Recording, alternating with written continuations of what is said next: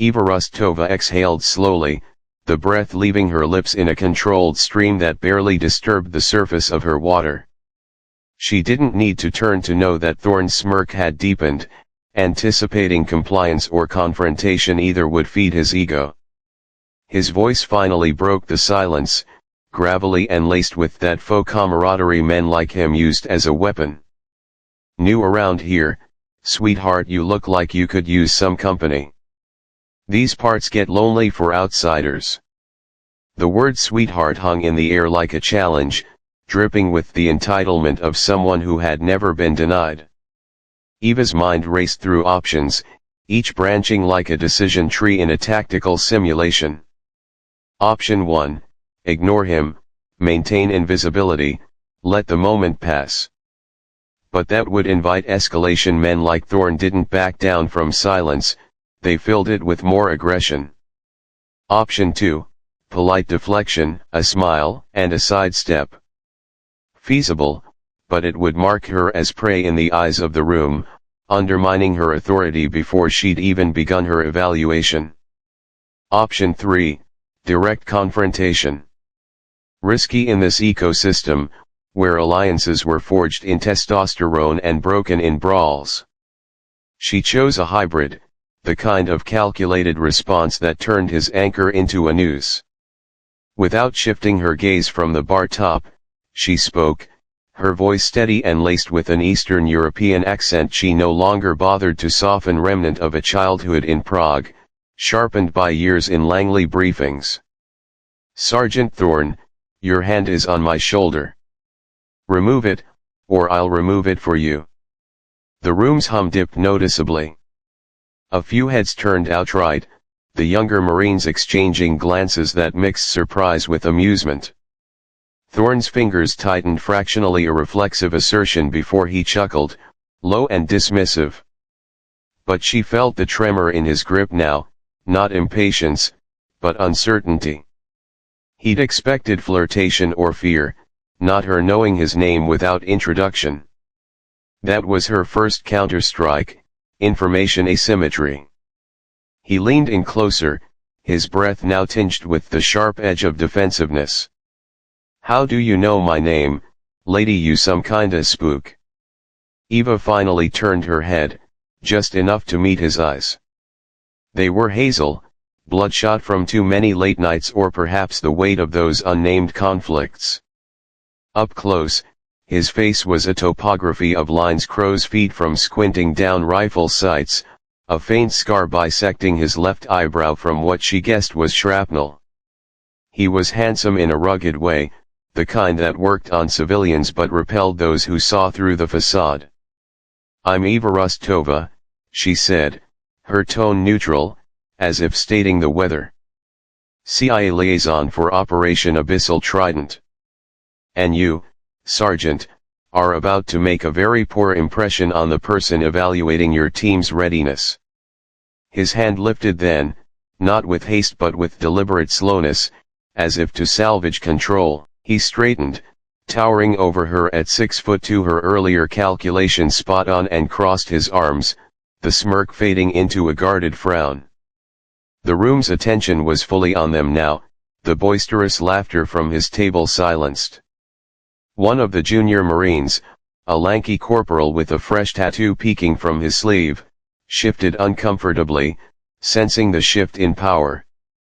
Thorn recovered quickly, his voice dropping to a conspiratorial whisper meant only for her. "CIA, figures. You desk jockeys think you can waltz in here and judge us? We bled for this country while you sip lats in Virginia." Eva stood then, smoothly, her 5'8" frame uncoiling with the grace of someone trained in more than just observation. She faced him fully, her expression impassive, but her eyes steel gray and unyielding pinned him in place. "I bled too, Sergeant. More than you know. But this isn't about egos. It's about efficiency. Your team is elite, but the exercise exposes cracks, logistics delays from Navy, air support hesitations from the force. Fix them, or the evaluation reflects it." He blinked, caught off guard by her knowledge of the interbranch frictions. The polite condescension she'd observed earlier, it was mutual, a simmering undercurrent that could torpedo the whole operation if not addressed. Thorne's jaw tightened, but there was a flicker of respect in his eyes now, buried under layers of pride. "Fair enough," he muttered, stepping back. "But next time, buy around first before you start spying." He turned and sauntered back to his table, the Marines parting like a wave. Conversations resumed, but the energy had shifted. Curious glances lingered on Eva, marking her not as an outsider, but as a force. She sat back down, the weight on her shoulder gone, but the ecosystem recalibrated. Observation resumed. The rain drummed on, and in the warped reflection of the bar top, she saw her own faint smile.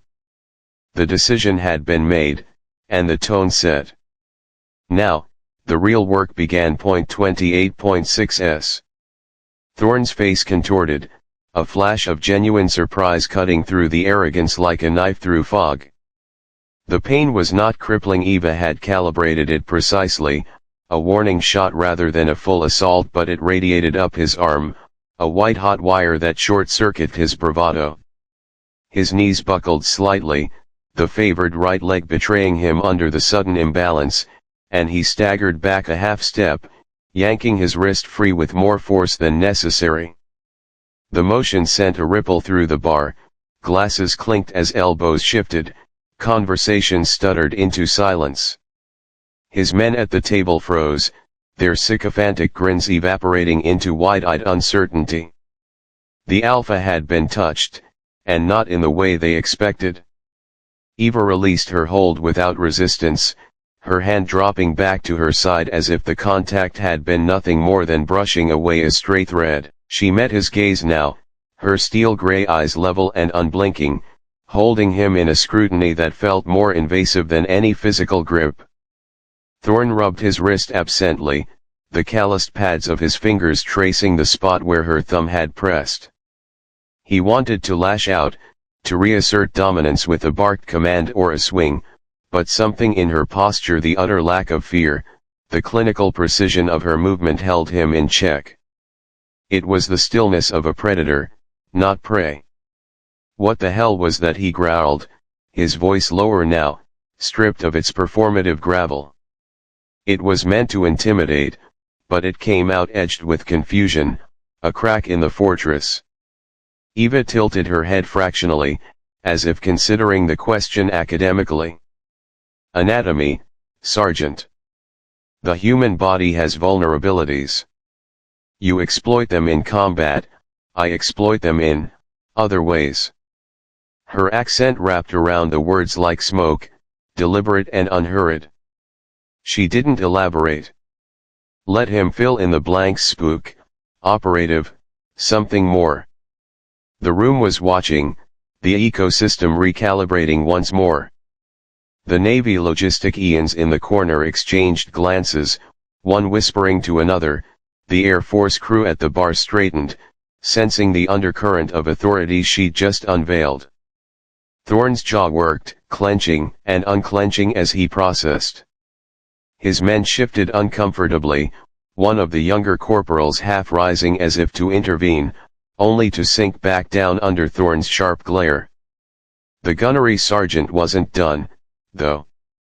Pride demanded a comeback, a way to save face. "You think you're tough, huh? Some fancy nerve pinch doesn't make you one of us. This ain't a dojo, it's the real world." Eva's lips curved into the faintest of smiles, not mocking, but knowing, like she'd heard the script 1,000 times before. She stepped closer, invading his space now, her voice dropping to a murmur that only he could hear. "I'm not here to be one of you, Thorne. I'm here to make sure you all function as a unit. Operation Abyssal Trident isn't a Marine show, it's joint ops. And if your ego fractures the chain of command, I'll note it in my report. Rear Admiral Eva Rostova, your orders came from my desk." The revelation landed like a grenade in still water. Thorne's eyes widened, the bloodshot hazel flickering with dawning recognition. He scanned her again, the simple gray jacket, the dark jeans, the worn boots. No stars, no insignia, no fanfare. It didn't compute, but the pieces fit the accent, the knowledge, the effortless control. His men caught fragments, murmurs rippling outward. Admiral, one whispered, disbelief coloring the word. Thorne stepped back fully now, his posture straightening into something approximating respect, though resentment simmered beneath. "Ma'am," he said, the title grudging but present. "Didn't recognize you without the uniform." "That's the point," Eva replied evenly. She turned back to her table, picking up her water glass as if the interruption had been minor. The condensation droplet had long since traced its path to the bottom, pooling on the scarred wood. She took a sip, the cool liquid steadying her. The bar's hum resumed, tentative at first, then building conversations laced with speculation now. Thorne returned to his table, barking a low order to his men to knock it off, but the damage was done. The Alpha had been schooled, quietly, efficiently. Eva resumed her observation, cataloging the shifts, the way the Marines now glanced her way with a mix of wariness and curiosity, how the interbranch condescension might just have cracked under the weight of this small drama. The rain outside hammered on, relentless, but inside, the riptide had pulled in a new direction. Thorne had forced her hand, yes, but in doing so, he'd handed her the leverage she needed. The exercise would proceed, and now, they all knew who held the reins. Colonel Davies glanced at the technician, his brow furrowing beneath the brim of his cap. Intermittent run diagnostics. Could be atmospheric interference or a glitch in the array. The young tech nodded, fingers flying over his keyboard.